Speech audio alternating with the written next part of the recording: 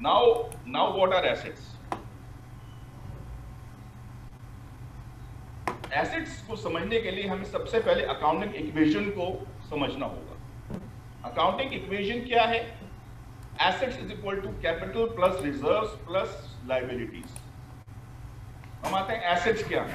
Assets represent resources of a company. Assets mean कि आपकी company के पास इस वक्त क्या रिसोर्सेज है जिसकी बेस, जो कि उस बिजनेस को बेसिकली जिसकी बेस पे वो बिजनेस आगे जाता है। और आपका लायबिलिटीज कौन क्या नाम है? ये कैपिटल क्या है? बेसिकली वो रिसोर्सेज के जहां से ये एसेट्स आते हैं। मतलब एसेट्स से मुराद आपका cash, account receivable, short term investments, merchandise inventory. Merchandise inventory का मतलब क्या है? रिसोर्स जिसकी बेस, जिसको कन्वर्ट करके आप सेल्स में कन्वर्ट करते हैं, जिसकी बेस के ऊपर आप सेल्स करते हैं, ये वो स्टॉक है जिसको सेल करके आप रेवेन्यू जनरेट करते हैं। फिर office supplies, buildings. What building? Not personal building, business, वो बिल्डिंग जो बिजनेस के लिए इस्तेमाल होती है। प्रॉपर्टी एंड इक्विपमेंट जो कि बिजनेस का हिस्सा है, उसको आप बिजनेस में डायरेक्टली इस्तेमाल कर रहे हैं। आपकी गुडविल, रेप्यूटेशन, जिन्हें हम इनटेंजिबल एसेट भी कहते हैं, मतलब ऐसे एसेट्स जिसका फिजिकली कोई आपके सामने वजूद नहीं है, but these asset do exist. Reputation आपकी है, रेप्यूटेशन के बेस से बिजनेस आगे जाता है, बट क्या ये रेप्यूटेशन आपको कहीं नजर आती है? फिजिकली इसका कोई वजूद नहीं है, लेकिन इसके बेस के ऊपर बिजनेस आप अपना आगे बढ़ाते हैं। All these things are sources of your business, resources of your business. Liability क्या है? Liabilities का मतलब वो तमाम चीजें, वो तमाम ऐसी, यूं समझें कि ऐसी चीजें जो कि बिजनेस जिसकी बेस के ऊपर आपने सारी एसेट्स खरीदी थी, but these are not yours. You have to, these are the things which business owe. Assets are the things which business owns. Liabilities are those things which the business owe. मतलब ये है कि आपने account, किसी के account, ये है account, इसमें आपके अकाउंट पेबल आ जाते हैं। तो मतलब क्या है कि आपने जहां से स्टॉक लिया, स्टॉक आपने क्रेडिट बेस पे खरीदा और उससे आपने एक लायबिलिटी जनरेट की। Now you own the stock, but you owe the amount against which the stock was purchased. That is called accounts payable. Then we have the rent expense payable. आपने building rent के लिए, building add हो गई आपके पास, but उसका rent आपने ओ किया हुआ है। You owe the rent. That is called rent payable. You have salaries payable. आपके एम्प्लॉइज, आपकी मैन पावर जो आप बिजनेस से इस्तेमाल कर रहे हैं, जो आपकी फैक्ट्री में काम करते हैं, वो सब लोग आपके लिए इनकम जनरेट कर रहे हैं, बट उनकी सैलरीज आपने दी।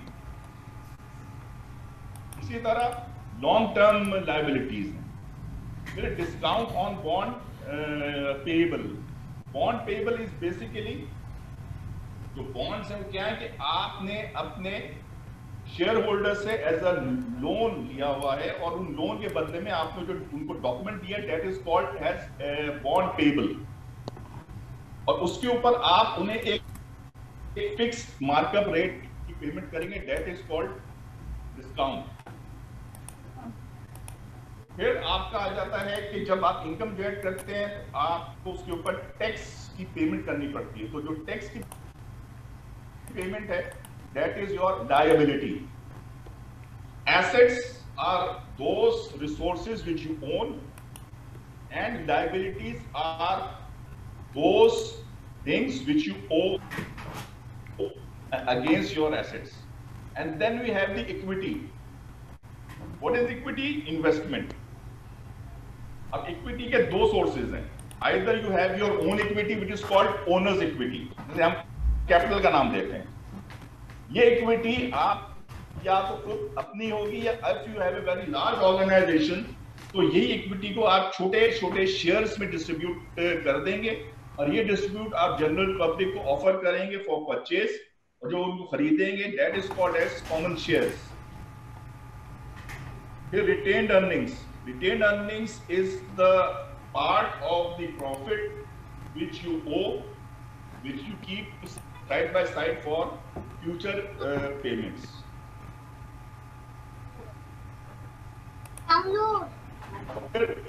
Dividends, which is actually the rate of, उनको आपको एक फिक्स रेट ऑफ रिटर्न भी देना होता है।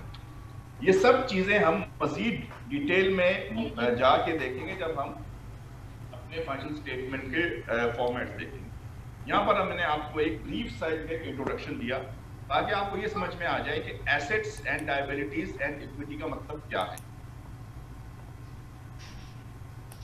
क्लियर हो गए होंगे? इफ देयर इज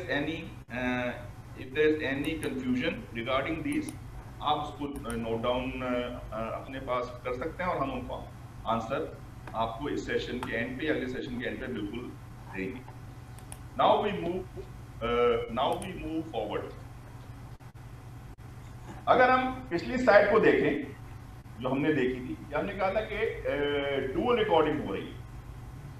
हमने कहा था कि जब एसेट्स इंक्रीज होते हैं तो हमारी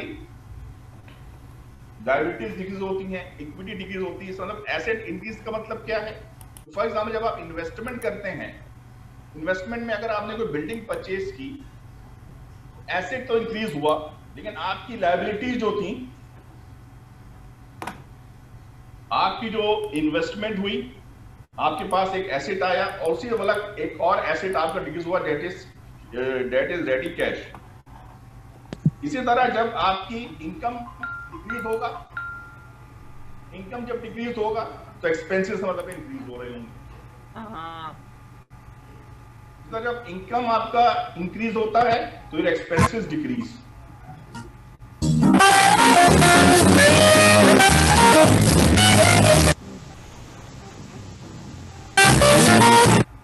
अब हम आते हैं, मजीद बात को आगे बढ़ाते हैं और अकाउंटिंग कॉन्सेप्ट, जो दूसरा अकाउंटिंग है कॉन्सेप्ट, उसके अंदर हम देखते हैं कि वो क्या होते हैं।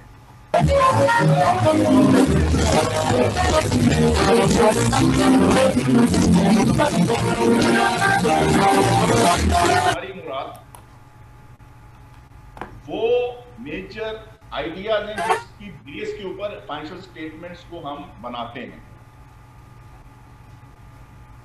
या assumptions जो हैं, इन्हीं के बेस पे अकाउंटिंग स्टेटमेंट्स बनते हैं, इसी के बेस पे सारी ट्रांजैक्शन हो रही है। इंग्लिश इनके अंदर assumptions के अंदर सबसे पहले है गोइंग कंसर्न।